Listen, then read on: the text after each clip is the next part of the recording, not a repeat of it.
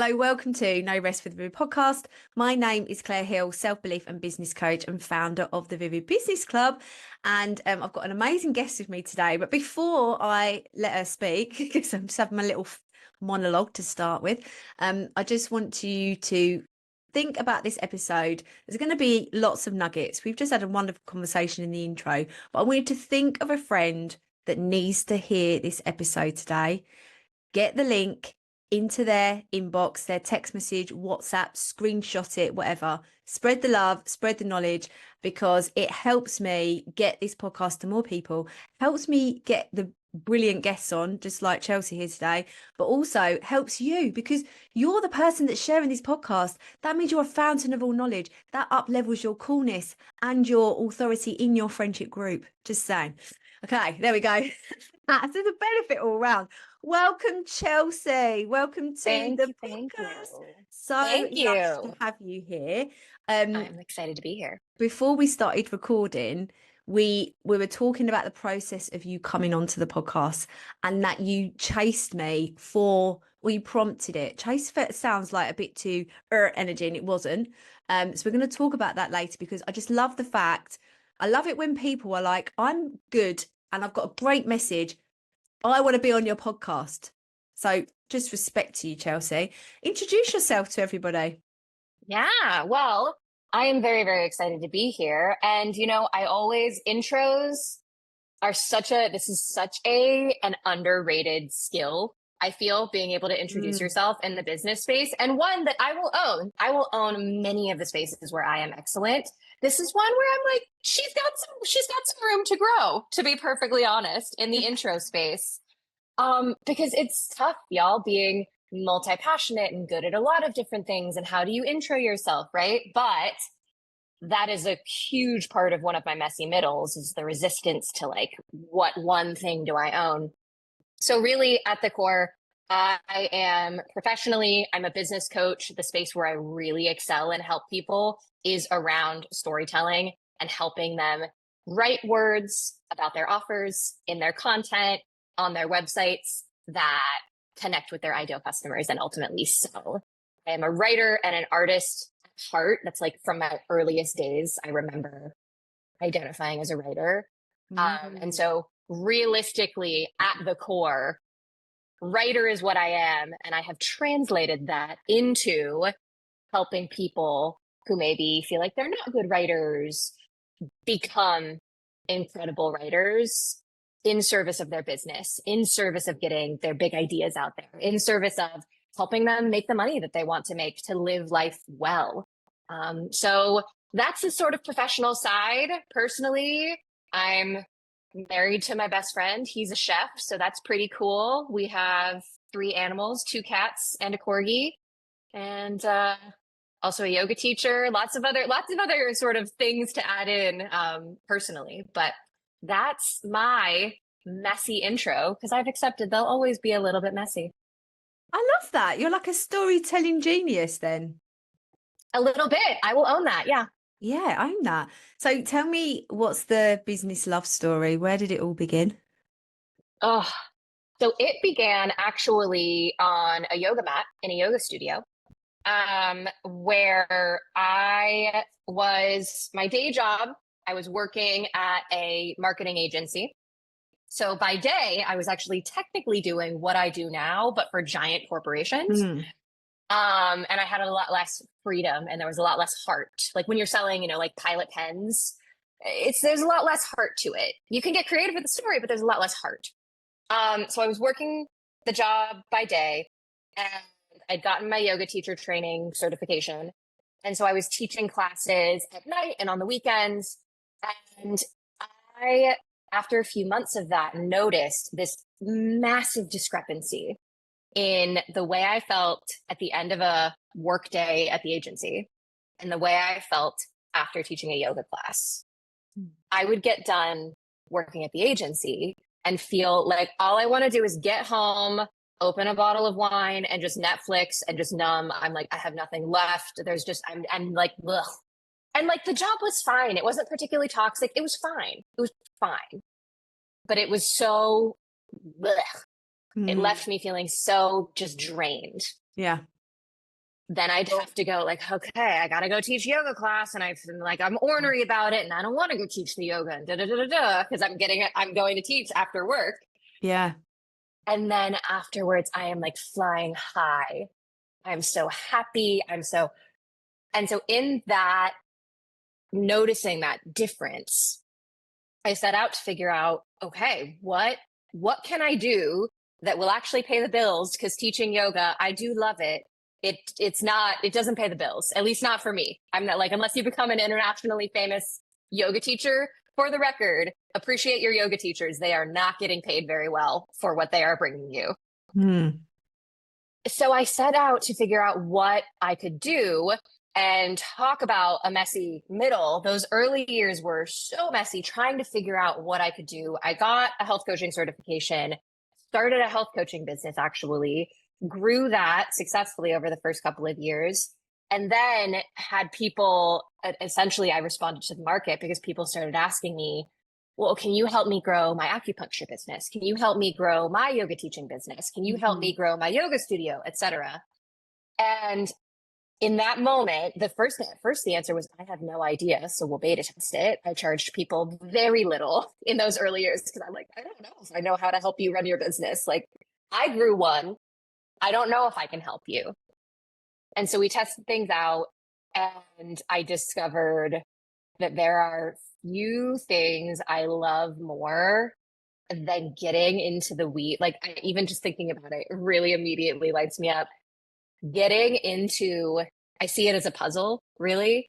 Getting into the puzzle of a business owner's like heart and passion and desire, and their nervous system and their mind, and where there's resistance to things, because the fear is such a huge part of it. It was such a huge part of my resistance to growing. And getting into the thick of, how do we make this business work? Because I see it as a giant art project, truly puzzle art project. But we get into the weeds of like, okay, what is on your heart and part of your passions that you have developed over the course of your lifetime that we can bring into the world as an expression of art, as this art piece that then also gets to like help people or make their lives more delightful. And yeah, so that's where I fell in love with helping small business owners who have some kind of passion, heart, vision of what they want to bring into the world. So that's the love story. That's the beginning. I love that. I love that. It also, I mean, when you were describing that feeling at the end of the day of just like not being able to function, and then going out to teach, that's like, I think so many of us have felt like that because it's just not aligned to who we are or could be. And you just sort of fall into those roles because of like seeking safety, really, isn't it? Yeah, absolutely. And it makes all the sense in the world. I ended up in that job when I dropped out of grad school, because, a long story short, I was in grad school for journalism. I wanted to be a war correspondent. So like overseas, embedded with troops. Yeah, gnarly job. Wow. That was for a long time. That's what I was planning on doing. One of my professional idols went to the same school that I did. And he came back when he was fact checking a piece. I met him, and eventually, I essentially realized I'm signing on for a life of forever trauma and instability. If you go, I mean, it's kind of obvious. It's kind of like, duh, Chelsea, how did you not realize that before? Yeah. But witnessing what his life was like, it's exciting. There's a lot of adrenaline. There's a lot of chaos, right? Like, there's a lot of appeal to it. And part of me still thinks about just like going off and going back and being a reporter. But I realized, like, I might want to get married soon. I might want to have a house. Some kinds of stability. So I dropped out of grad school, realizing I want some kind of stability, some kind of safety. And so I went to like, okay, I have no idea what I want to do with my life. So where can I get a job? And I fell in the place. I was like, what is the normal safe path that will make me feel a degree of stability And so I got a job. I got a job that made sense and I got promotions and right, there was a degree of stability. But for me, at least, I would trade the instability of entrepreneurship for that, like, ugh, feeling. I would trade that 100 times over. Yeah. I love how you bring that magic to people's, or you find that magic, that resistance for the people that you're working with. And before we started working, and I said to you, you're gonna have to repeat this because it's such gold, about that story of how you had found and pitched a matchmaker, and I'm rubbish at going on there. If anyone doesn't know, like matchmaker is like a podcast network. I don't know, like some kind of thing. A podcast matchmaker. It's Yeah. it's a space where we connect, guests and podcasts. So whether you have a podcast or are a guest or both, it's a great place to connect with potential. It's brilliant. It's brilliant. Yeah. And I've had some fantastic guests through there. It's so good. And I really love people that pitch to me. I think it's just bloody yes, let's go for it. But I hadn't checked, and then you followed up on Instagram, and we were talking in my membership today about not chase, or feeling bad to chase, and you've just talked about, just share that in what you tell people about chasing. Yeah. Yes. Okay. So, like, I think you said this as we started recording, but chasing so often has this negative connotation, right? Like, it feels desperate, whatever. The way that I think about it and talk to clients and audiences about it is that I want you to imagine that you had, or were throwing like the coolest event, or you knew about the best concert that like all of your friends and everyone who follows you on Instagram, you're like, you have to come to this show. If anyone is a Swiftie, if anyone is a Taylor Swift fan out there, if you knew, oh my God, you can still get tickets to the Eras tour and the show is coming up and it's available, right? Like, if you knew that, would you feel embarrassed or awkward or cringe for saying to everyone repeatedly, did you get your tickets yet? Are you coming to the Eras tour? Did you know? It's coming. The tickets are available. Here's how you buy them. Let me tell you again and again and again until I know you've got it.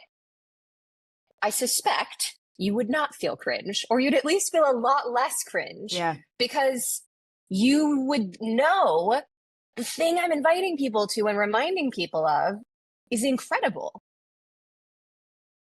And so that's where, when we're sort of going through this process, like with a client, or if you're, listening and thinking yourself through this, if you feel like, well, but my offer or my podcast pitch, the angle I want to talk about, this story, this piece of content, whatever, if you feel like your thing is like, oh, but it's not as good as the Eras tour. Okay, maybe it's not as good as like the massively mega produced concert tour. Maybe. But if you don't feel like this thing is so good, then that's where we need to start, because that's where we're revealing, okay, there's some disconnect, and maybe it's imposter syndrome, and there's some inner work and some of those pieces to do.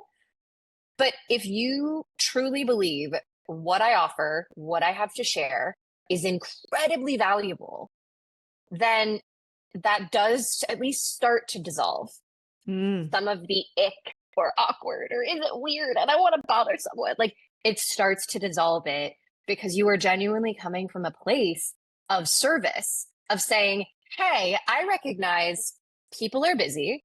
You might not be on Matchmaker all of the time. And I believe I'm doing a service because I actually did listen to the show and looked at the episodes, right? Like, if you are doing your due diligence and talking to a podcast host or a potential client and saying like, no, I've looked, I've listened, I've paid attention to what you're putting out in the world. I have something of value. Do you want it? Yeah. That's it. Do. Yeah. Thanks. You're here. I love it, because there was I was talking to a really new member of my membership. I booked her to do a brand shoot for me before she joined. So she doesn't live too far from me, which is cool, because as being an online business membership, there's people all over the world sort of thing. Anyway, so I shared with her the energy around selling, about this metaphor where if you ever be, and I don't know if this is in the US, but say if like I found it really bad in Ibiza. I went to Ibiza, or I've been to Ibiza a few times, and you come out of a club and there are taxi cabs there waiting for you. Mm-hmm. And they're like, Mm-hmm. do you want a cab? Get in, like it's €10, whatever. Get in, Yeah. come on, Yeah. You very rarely are going to get in that cab because they're trying to Yeah. convince you to get in, like Yes. that desperate energy, come on, get in. Whereas the cabs that are just driving around with their light on, ready to go. There's this analogy that, are you a Sex and the City fan? I have never really watched it. So it's going to go over my head, but you can use No, it. it's I'm sure fine some people because know. Okay. there will be people, but there's Exactly. a story where one of the characters says he had his light on. And I always think about me and my husband. We met at the right point of our lives where we both had our lights on. We were ready to settle down. So as soon Yeah. as we met each other, we were like, okay, this is really easy. Bang. It happened Yeah. because we were both ready to go. And Yeah. within 6 weeks, we were moved in. The rest is history. Yeah.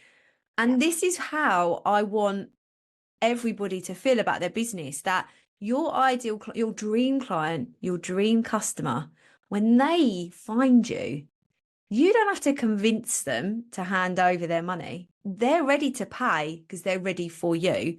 You just have to have your light on and keep driving around. And obviously that driving around is getting yourself onto podcasts, getting yourself on Exactly. Instagram, doing reels, doing attract content, nurturing them when they come in the funnel, all of those things. But Yeah. when you're talking about your business, imagine you're the cab that's just, Mm-hmm.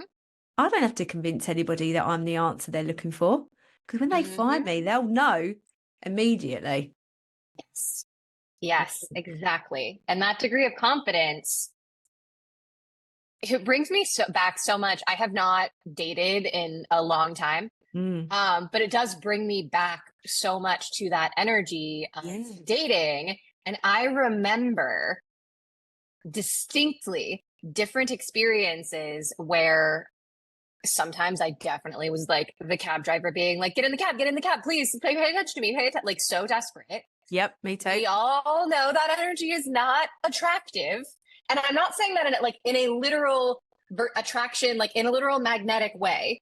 It is actually, it repels. Yeah. It pushes people away, right? Well, maybe we haven't all felt it. I certainly have felt it. Most of us have probably felt it. Most of us have felt that energy and been that person, versus the times that maybe you fake it. Maybe you're faking being cool as a cucumber, but still playing with that energy. And I just want to name that, like, that energy is something that we can practice. And I think one of the hardest parts of business is that you are inevitably, unless maybe like if you grew up in a family of entrepreneurs, maybe you won't have this, but like you're gonna feel like an imposter. You're going to feel insecure. You're going to feel like, can I actually do this? Because you've never done it before, right? Like the first time you dove off a diving board, you were like, I don't know if I can do this. The first time, right?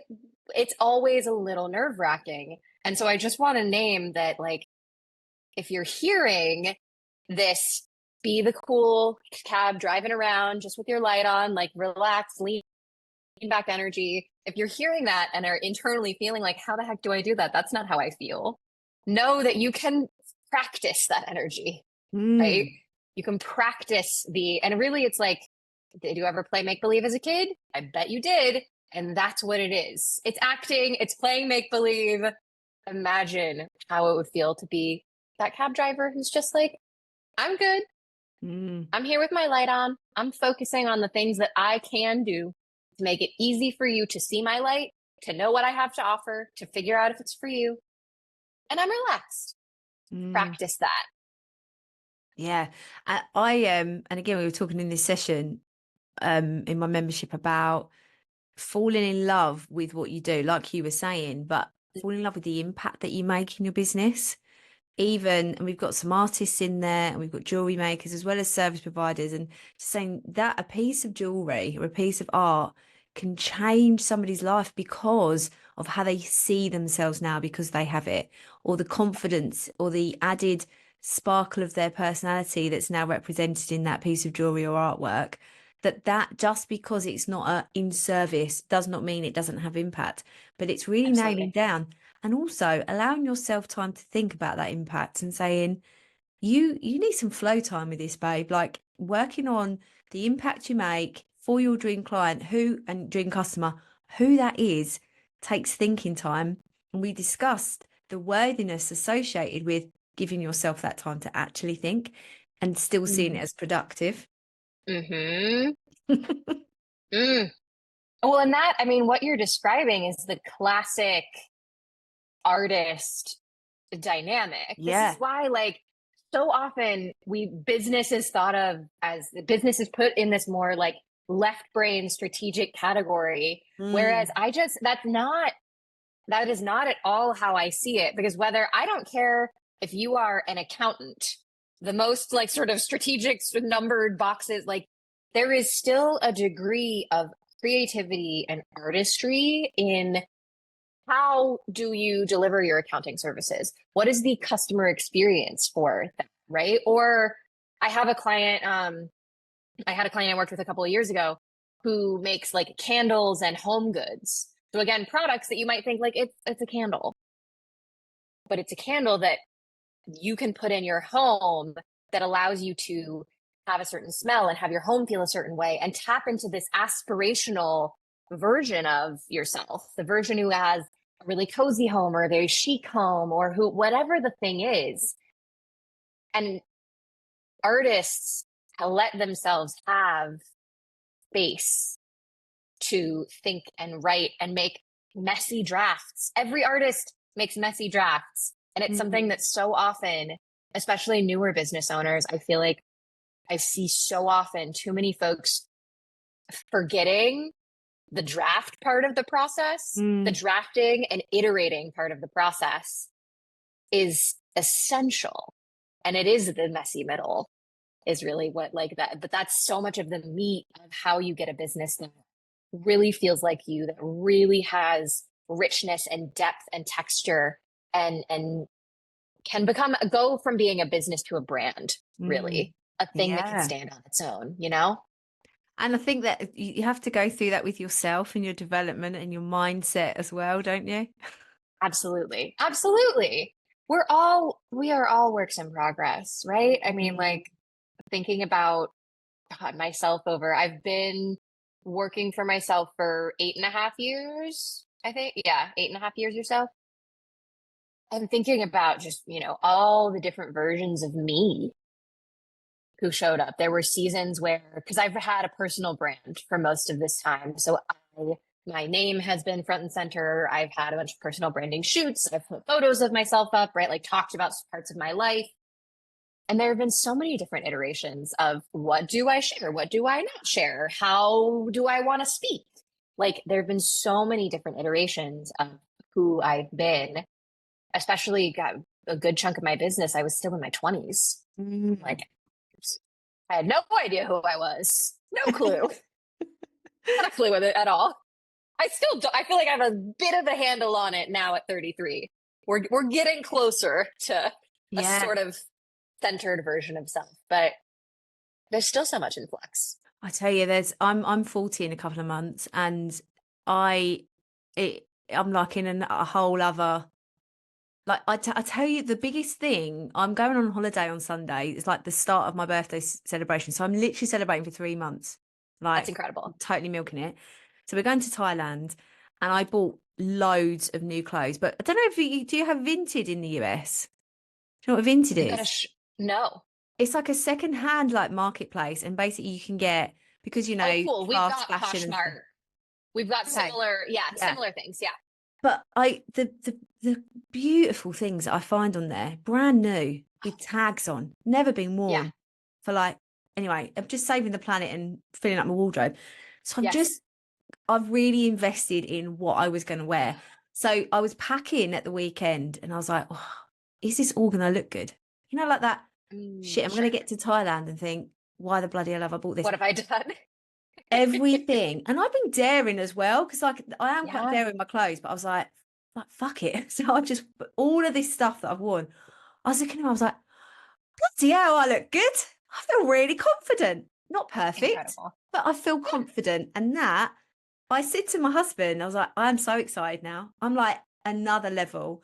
He said, you don't have to Yes. take all of that. I went, no, I don't know. I don't need to take all of it, but I want to. Because if I Nice. want to change my outfit 3 times a day, I bloody well Yep. will, because I'm on holiday. But that sense of body confidence, I've just gone, fuck it. Bloody Yes. this body has served me so long, that confidence where I used to just be so horrible about it. And now I'm like, Yeah.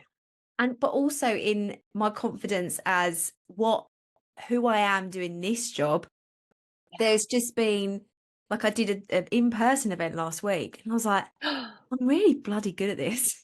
Like, Yes. but that confidence of, I don't think I would have allowed myself that recognition. Yeah. And the same as, I've just created this online course and it's called the Productivity Academy. Basically, Yeah. it's so good. And I've been teaching it to myself thinking, like, well, not teaching it to myself, I'm doing the lessons thinking, the Yeah. impact. This is literally changing people's lives by giving them more time. How amazing is that? You absolute badass for getting through it. And that's okay. Like, you go through that time of definitely in 20s, like, oh gosh, she's a bit full of herself. She's a bit of a show off. But no, it's my time to show off because I worked bloody Yes. hard. Yes. And that's, I came up with, gosh, I can't even remember when I first came up with it, but I call it healthy narcissism.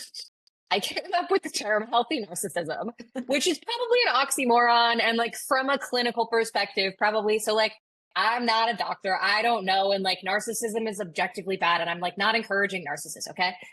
But all of the people that I work with, almost all, and a lot of my friends, my closest friends, and I'd imagine like you've maybe got some people listening have got some people, like think about that like close friend or family member who is just brilliant.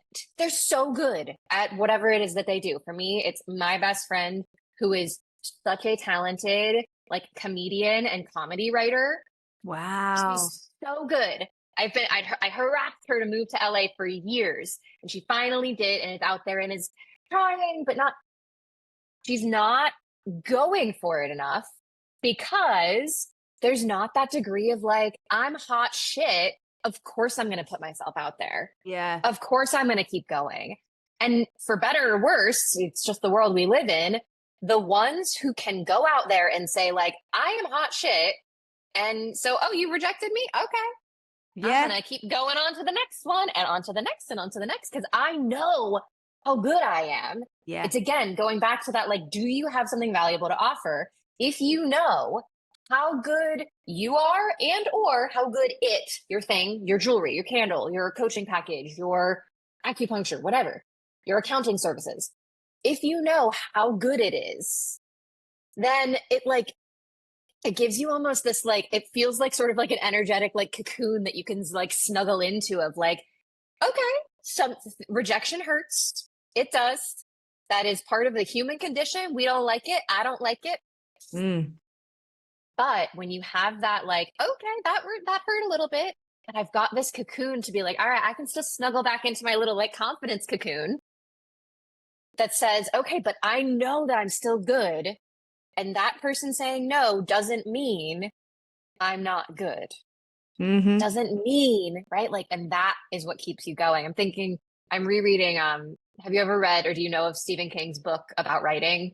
He wrote a book about writing. Yeah, it's called On Writing. Yeah, yeah, in the late 90s, I think.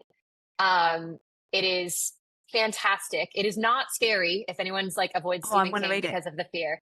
Yeah, Yeah. On Writing. It's fantastic. And he talks about Stephen King started writing as a child and started pitching, like submitting stories as a child, Wow. got rejected again and again and again and again and again and again. Like, he got rejected so many times before he ever got a story published. Yeah. How many of us stop or don't even try?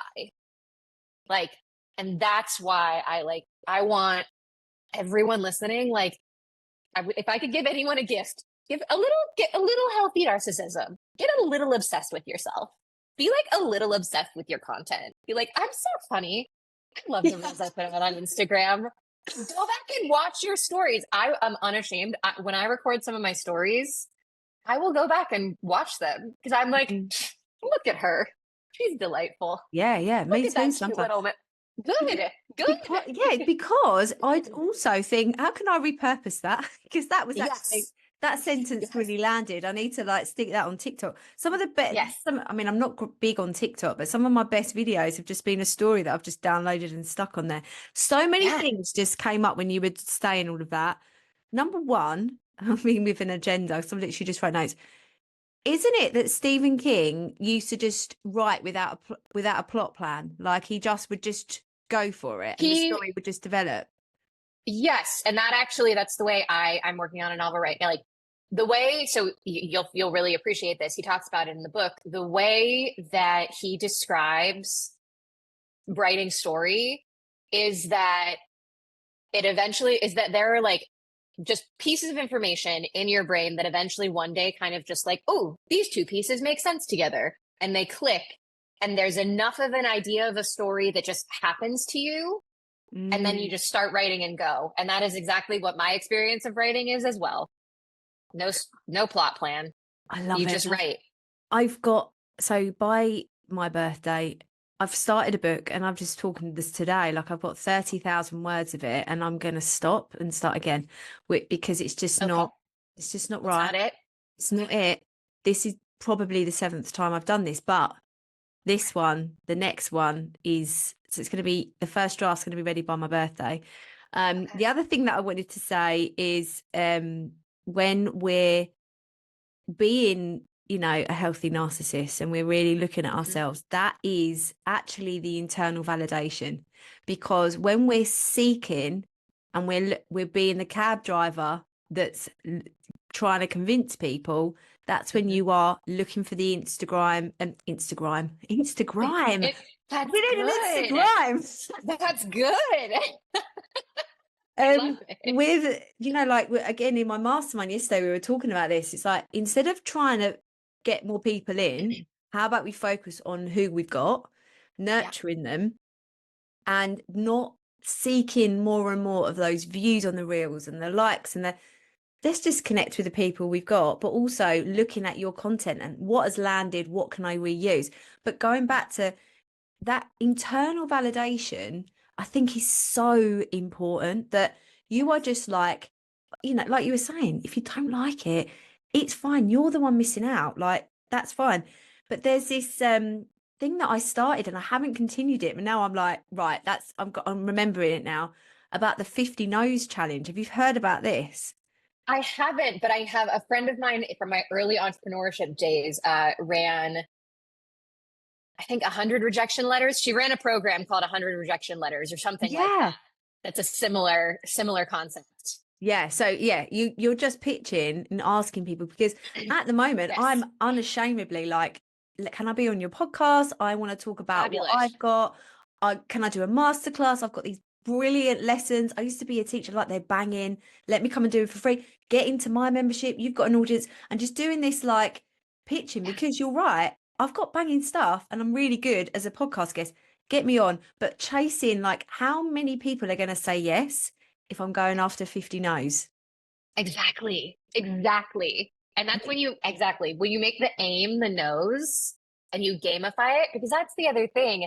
If you start even to learn a little bit about our nervous systems, the reason that gamifying things, if you're talking about like designing a membership or designing any kind of digital offer, the reason that gamification is really fantastic from a learning design perspective, is that it allows us to create a dopamine release. And dopamine is the reward hormone, so the reward chemical. And so if you gamify getting the no, and the goal is the no, one, you're starting to potentially attach a little dopamine hit, a little bit of a reward to the no.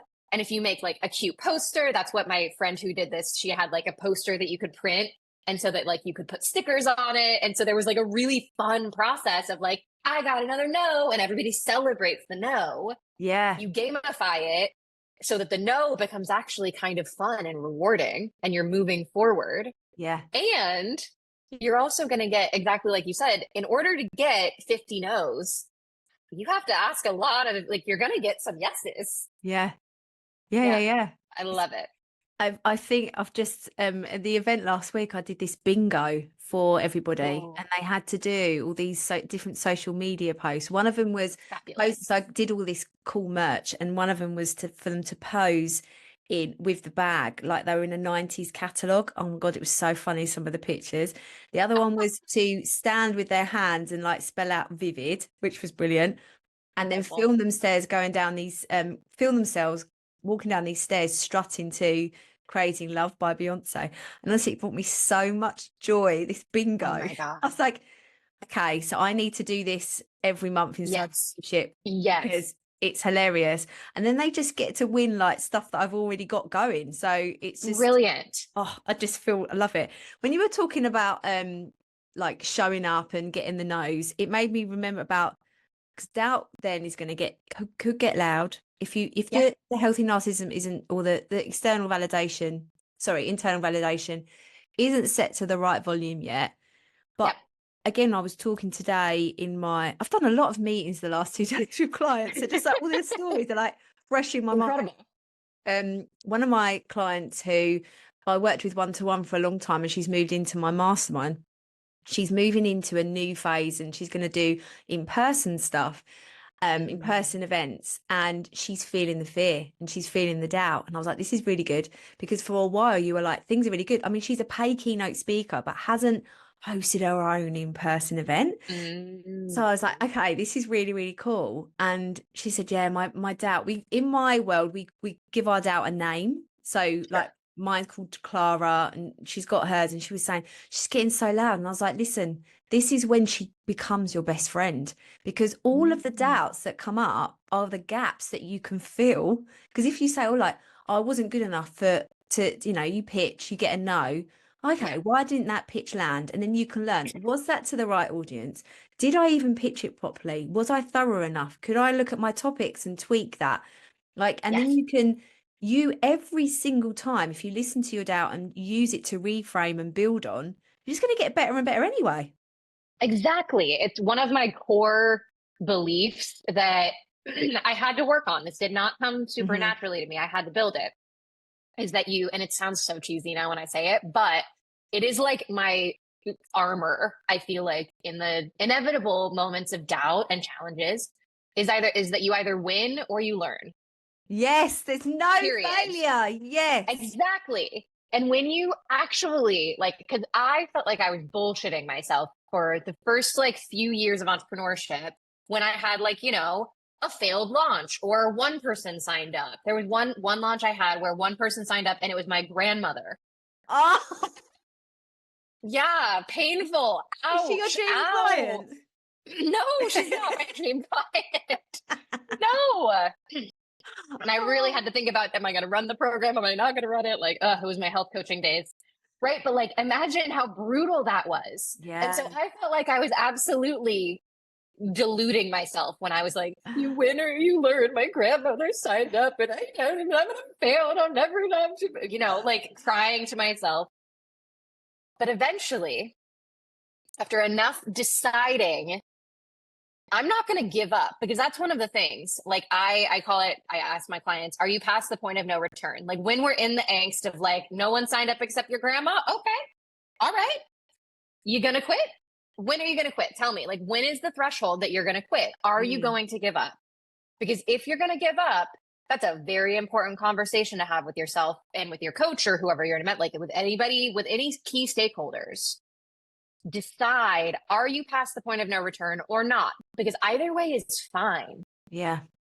But knowing it, and if you clearly say like, okay, I'm only going to, I'm going to invest X dollars. I have $5,000 I'm going to invest. I have $10,000 I'm going to invest in trying to get the business going. I have a year I'll give it. I have whatever.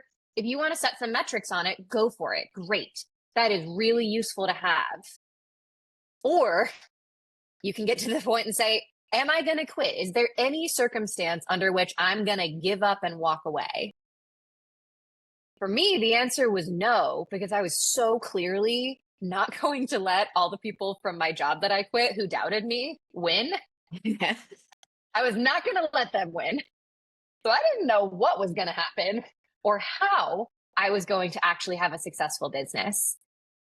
But because there was that certainty of, I know going back is not an option. It's not like that there's not even a door there anymore. There's a wall. I can't go back. There's no more option.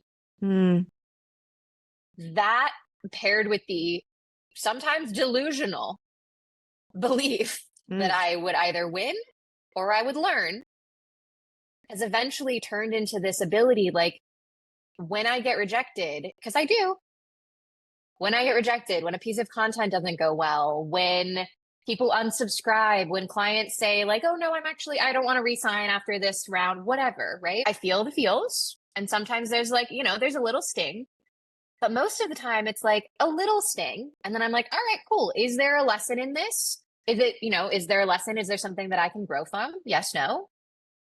And then we integrate it and we move on in a way that is like, it's like armor, that true repetition of you win or you learn, and commit to believe that even when your emotions are telling you like, I'm a failure, that will eventually turn into this gorgeous suit of armor to protect your beautiful, tender heart who feels the feels. Yeah. And is allowed to. And that you can feel like a failure, but that doesn't mean that you're a failure. People just like identify as their feelings. It's like, no, it's just a feeling. You can feel that feeling. It's going to pass. Yeah. It will all pass. That's exactly like, no matter what season of life you're in. I'm in a season where like actually everything feels really good and easy and everything is actually really fantastic right now. And I'm aware that I'm going to end up back in another season where it's like, what is this business? What am I doing? I don't know what the heck. Like that's going to happen too. The one thing I know for sure, all of it will pass. So enjoy the fruits of what you have, even if what you're in right now is the angst of like, oh, why isn't it working? Like, can you enjoy that?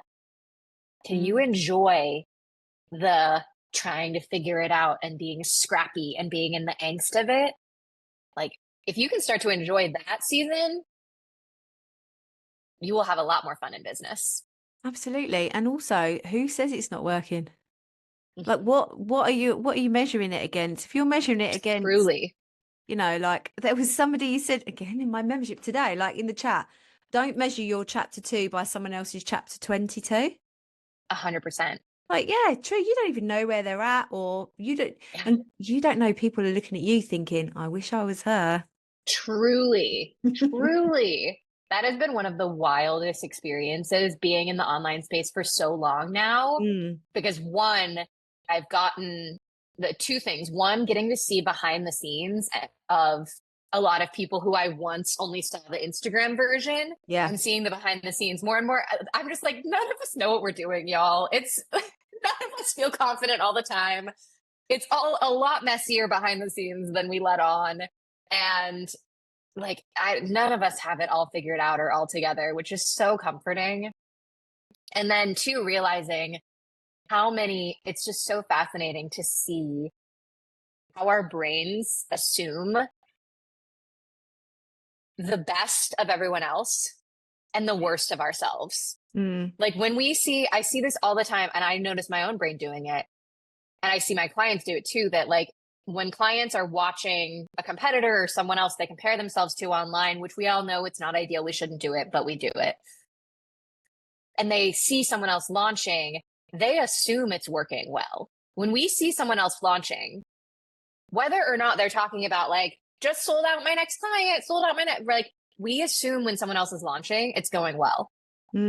Whereas when we're launching, there's a tendency to focus on what isn't working and not enough people are clicking and people aren't buying it, da da da da da. And it's so funny. I've seen that time and time again, this weird double standard where it's like, no, guys, no, focus on what is working. Mm. Put the blinders on of what everyone else is doing. And I think going back to you said, because I've got this thing about, not having your shit together and people saying, don't worry, no one's got their shit together. And I've got real, I don't know, I just don't like that saying because Sure. it's because I like when people don't have their stuff together, like I do have everything in control and I do have my shit together because I define what that is. So, which fair. Again, it's, I suppose, a little bit of like internal validation because that part of me in comparison, as soon as I'm not comparing myself to anyone, I don't know what anyone else is doing. I've got my blinkers up Good. and I'm just doing what I love to do. But that, I show everything like it is what it is. Like I am who I am. It's not like my desk is a bit messy today. I should probably tidy that up. And that's it, basically, like, because I don't give a shit. Like, if my desk is messy, I'm not inadequate. I'm doing a really good job. Like, I work really hard and I really serve my people. So I do have it all together. You know what I mean? Like that kind of fantastic. Yes. It's again, that confidence of saying, yes, like, it's okay. It's comfy. People haven't got all their shit together. So, well, no, just define yours as you have got your shit together right now, as it is. You're imperfectly perfect just as you are. Next stage, you're going to grow it all of the time. That's that whole thing about like being. Have you read? I've got it up there. Wallace Wattles' book about. No. Or is it in Napoleon Hill's book? One of the old books. I think it might be Napoleon Hill. Think and Grow Rich. Grow Rich. I have read that one. The Wallace Wattles one, which is I can't see it from here. It's up there. Basically, is as soon as you're perfectly happy with how everything is, and you're just like, yeah, I've got my shit together. Everything gets better from that point because you're complete. I think that obviously it's like from the 1920s, these books, so they don't say shit, but basically, like, if you feel like everything is in its place and your life is as perfect as it can be right now, then you attract more abundance and more stuff in anyway. And you're just growing and growing and growing from that point. And I was like, yeah, I've got my shit together. I have. And people and that's the thing though, sometimes when people haven't got their shit together, that's because their doubt is telling them, oh, no, you're not doing that. You're not doing that. And I'm like, fuck off. And your desk is too much of a mess to be good enough. Yeah. Yeah. I don't give a shit. And that again is imposter syndrome. Don't have that anymore. Yes. But also there was another thing that I saw recently is everyone wants to be where you are right now, but they don't want to go through how you've got there. And there's so many people, and I know, and I know you're listening, some of you, that you want to have a strong mindset and you want to have doubt not being allowed and you want to make imposter syndrome disappear and be able to move with action and fear. There's a lot of work you've got to do to get there. Are you going to have to work? Yeah. Crazy. It's been so lush chatting to you. I've really enjoyed our conversation. Like healthy narcissism. So Chelsea, before I ask you the 10-year question, where can people find you? What can you sell to them? How can they work with you? All of that goodness. All of that goodness. So I am at Chelsea.Quint on Instagram and Threads and TikTok, on all those sort of main spaces. And then you can just ChelseaQuint.com will take you to all of the things I have going on. The Business Whisperer is the sort of brand that I am building out all the business offerings under. And so under the Business Whisperer, I have a lovely little membership that is really around accountability. It's the simplest, sweetest, tiny little bite-sized membership because I see too many business owners like overcomplicate and do too much. So it is the simplest membership ever in the world. You set a goal. I watch the goal to make sure you're staying on track and give you accountability. We have a group coaching session, a co-working session, And then we reflect at the end of the month, and that's it. Super simple. So that's called Gorgeous. momentum. I do offer design, and then I do one-on-one intensives. Beautiful. So Covering all all the of that is bases. there. Yeah, I yeah. love it. So ask everybody on the podcast, if you know something now that you wish you knew 10 years ago, what would that be? So I think there, like I said originally, there are so many things because 10 years ago I was 23, and dear God, I don't, there's so much I wish I knew at 23.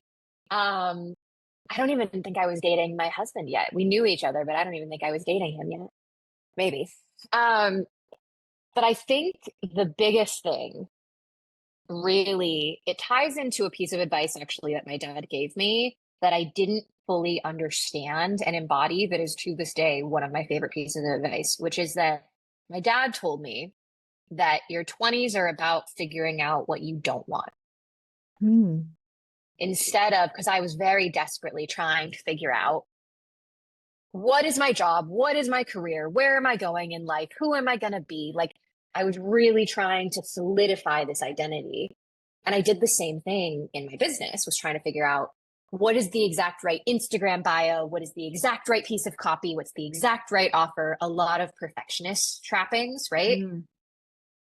And doing the antithesis of what we were talking about, that like creative artistic process of, you need to give yourself time to think and draft and walk away from it and come back to it and iterate.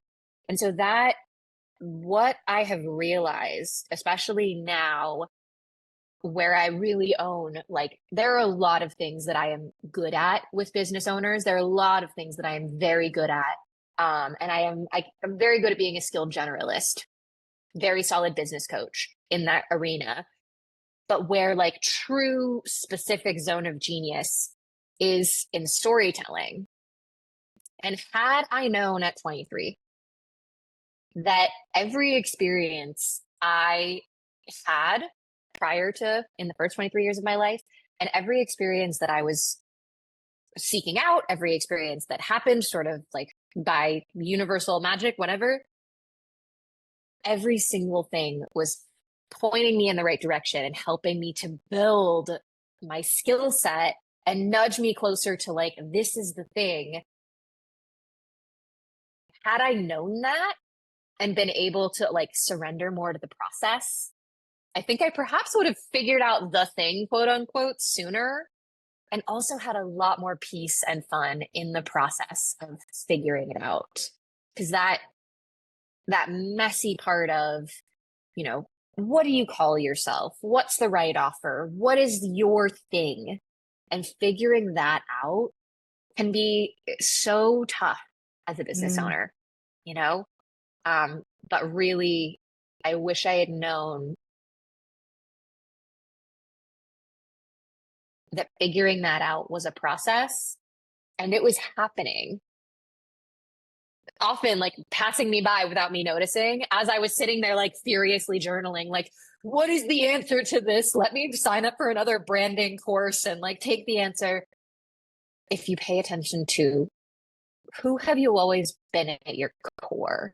Like, what are those clues that is going to give you so much insight as to where things are going and where things are unfolding?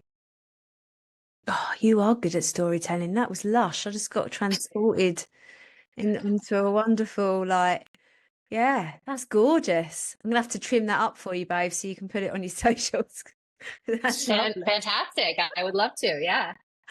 Oh, it's been lovely. Right, fake goodbye time. Everybody knows we do the fake goodbye. It's been lush Say having goodbye you here, time. babe. Thank Thank you you very much. so much. Everybody Of go course. and follow and find Chelsea. It's been lush. Thank you very much, babe.